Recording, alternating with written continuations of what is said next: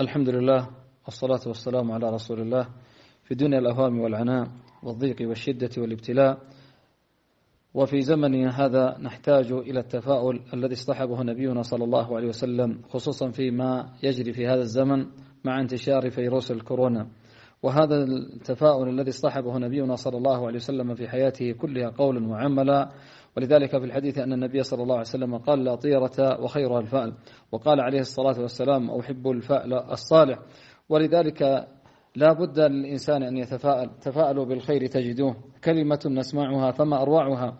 فالمتفائل بالخير سيظفر به بإذن الله عز وجل، لأن التفاؤل يدفع بالإنسان نحو العطاء والتقدم ونحو العمل والنجاح. وقد قال الله جل وعلا: إن يعلم الله في قلوبكم خيرا يؤتكم خيرا فاجعل في قلبك خيرا وأبشر. التفاؤل ثقة بالله ورضاء بقضاء الله وقدره، يولد عند الإنسان همة عالية وعزيمة ونشاط متجدد.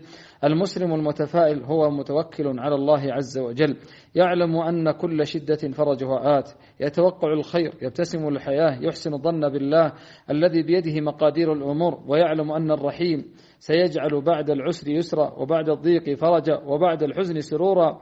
ومن عدم التفاؤل عاش في ضنك وفي ضيق وهم وفي غم، وهذا الهم والغم أودى بحياة كثير من الناس إلى اليأس. نسأل الله جل وعلا السلامة والعافية.